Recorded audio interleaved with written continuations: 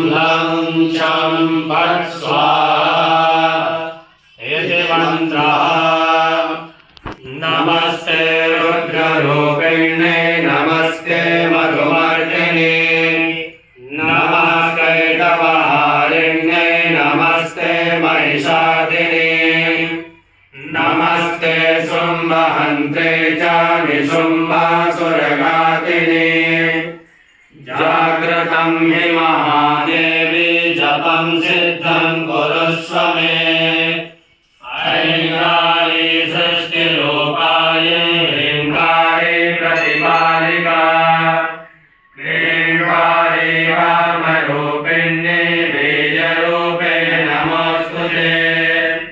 चामुण्डा चण्डघाते च ऐङ्कारे वरदायिने विद्ये चाभयदानित्यं नमस्ते मन्त्ररूपिणे।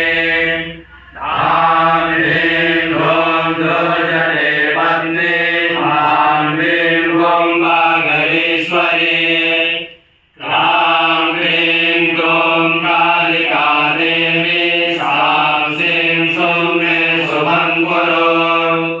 ॐ ओंकाररूपिण्ये जं जं जं जं भदादिने ह्रां ह्रीं ह्रूं भैरवी भद्रे भवान्ये ते नमो नमः।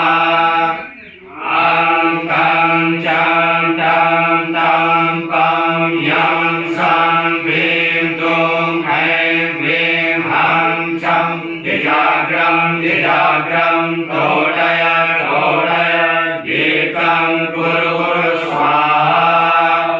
पां ह्रीं ह्रूं पार्वती पूर्णा ह्रां ह्रीं ह्रूं केचरी तथा सां सीं सूं सप्तशती देव्यां मन्त्रसिद्धिं कुरुष्व मे।